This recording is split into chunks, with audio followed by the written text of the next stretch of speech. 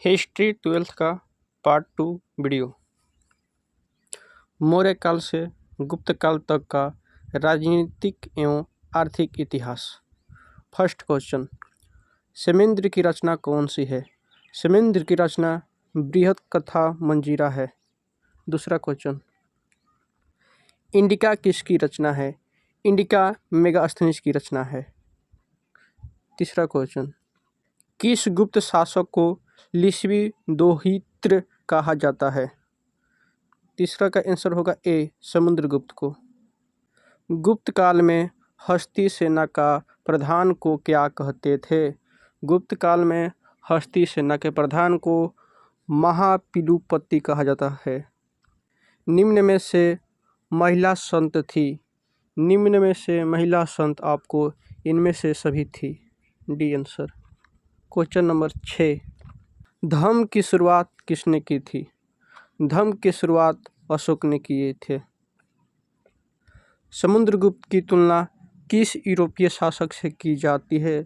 समुद्रगुप्त की तुलना Napoleon European शासक से की जाती है। मौर्य वंश का संस्थापक कौन था? मौर्य वंश का संस्थापक चंद्रगुप्त मौर्य था। चंद्रगुप्त की मृत्यु कहाँ हुई थी?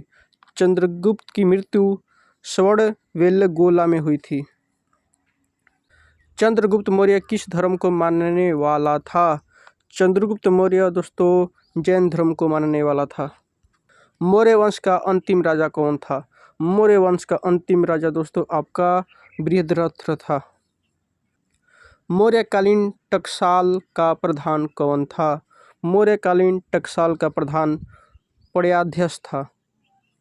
मौर्य वंश की राजधानी कहाँ थी? दोस्तों मौर्य वंश की राजधानी पाटलिपुत्र थी। मौर्यकालीन कलिंग राज्य कहाँ स्थित है? मौर्यकालीन कलिंग राज्य उड़ीसा में स्थित है। मौर्य प्रशासन में समाहर्ता कौन था? मौर्य प्रशासन में समाहर्ता कौन था? तो दोस्तों 15 का हो जाएगा बी, राजकीय कर संग्रह अधिकारी। मौर्य काल में ब्राह्मदेय क्या था? दोस्तों मौर्य काल में ब्राह्मदेय पशुदान था। अशोक का व्यक्तिगत धर्म क्या था? दोस्तों अशोक का व्यक्तिगत धर्म बौद्ध धर्म था। अशोक ने महेंद्र और संघमित्रा को धर्म प्रचार के लिए किस देश में भेजा था? दोस्तों अशोक ने महेंद्र और संघमित्रा को सिंहली द्वीप पर विदा किया था। सिंहलद्वीप। अशोक किस वंश का शासक था? दोस्तों अशोक आपका मौर्य वंश का शासक था। अशोक कौन से बौद्ध भिक्षु के प्रभाव में आकर बौद्ध धर्म का समर्थक बन गया था?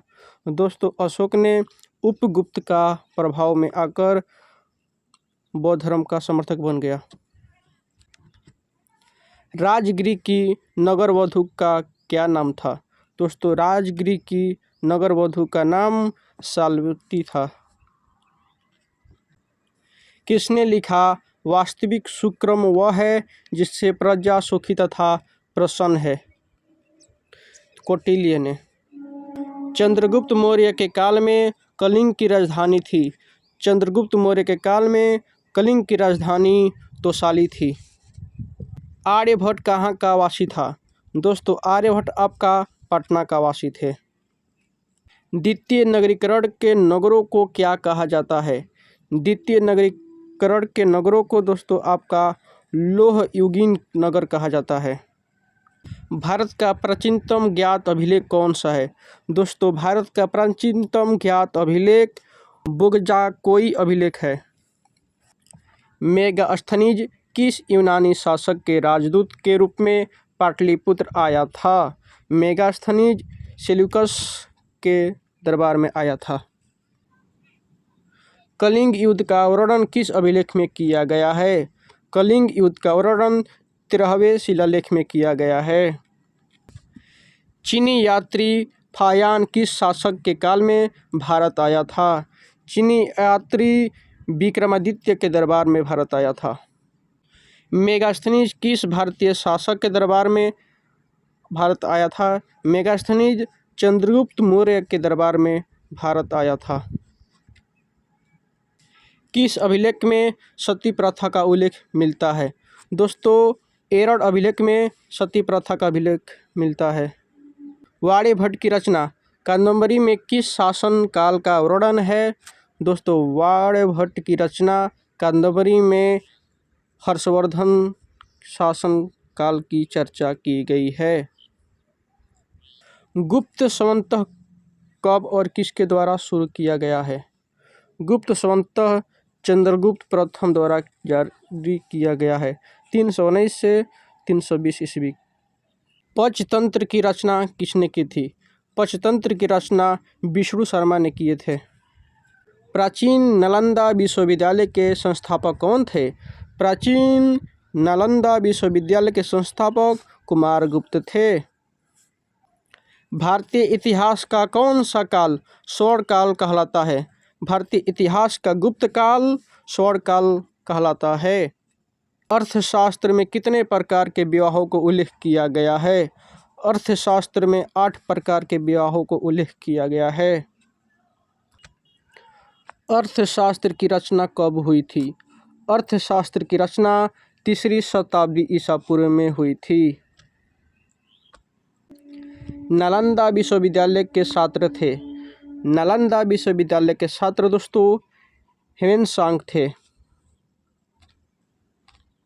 किस गुप्त शासक को उसके सिक्कों पर वीणा बजाते हुए दिखाया गया है? समुद्रगुप्त को उसके सिक्के पर वीणा बजाते हुए दिखाया गया है। उत्तर पश्चिमी भारत से प्राप्त अशोक के अभिलेख में लिपि का प्रयोग किया गया है। खरोष्ठी लिपि का प्रयोग किया गया है। अशोक के कुल कितने अभिलेख अभी तक प्राप्त किए गए हैं? अशोक के कुल अभिलेख अभी तक 44 को प्राप्त किए गए हैं। अशोक द्वारा प्रचारित बौद्ध धर्म कहाँ प्रचलित हुआ?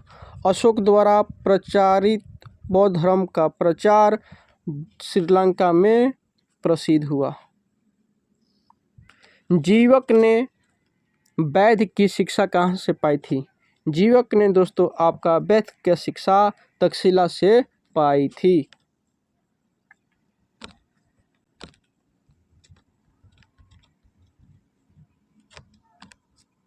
जीवक कहाँ का रहने वाला था? जीवक राजगृह का रहने वाला था।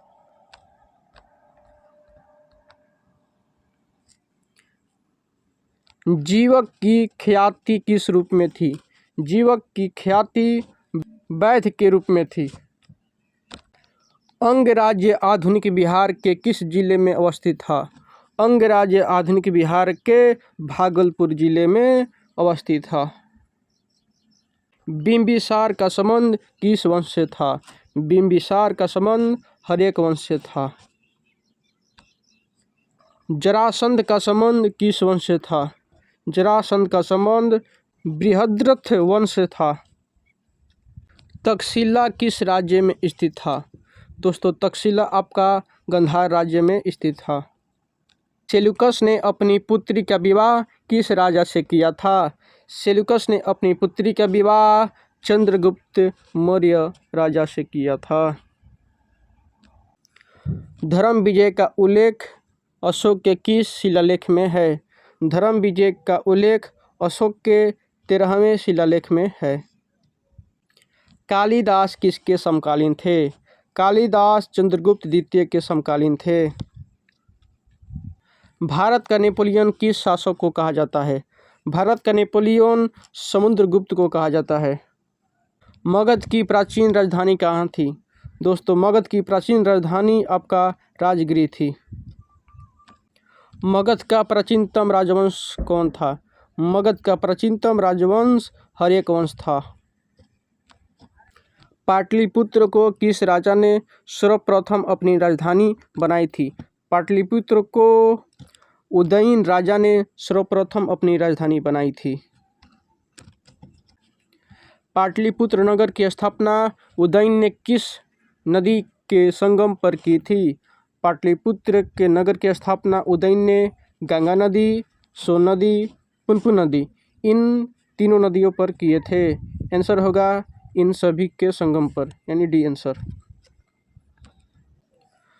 रथमुसल नामक आक्रामक यंत्र का प्रयोग किस जनपद में सबसे पहले किया गया है?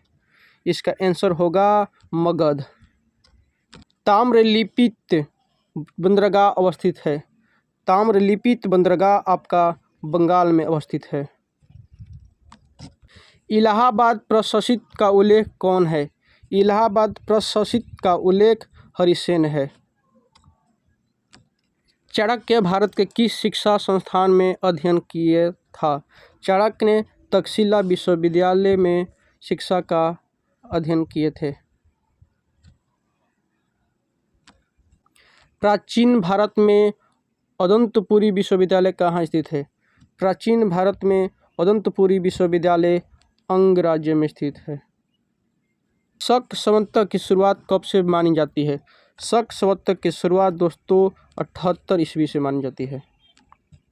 विश्व में पाई जाने वाली पहली धातु थी। विश्व में पहले पाई जाने वाली धातु चांदी था। भारत की सबसे प्राचीनतम लिपि कौन थी? भारत की सबसे प्राचीनतम लिपि दोस्तों ब्राह्मी थी। प्रयाग प्रशस्ति का संबंध किस गुप्त शासक से है? प्रयाग प्रशस्ति का संबंध समुद्रगुप्त शासक से है। अपने समय के खर्चे से सुदर्शन झील की मरम्मत किसने करवाई थी? अपने समय के खर्चे से रुद्रदमन ने सुदर्शन झील की मरम्मत करवाई थी। इंडिका का लेखक कौन है?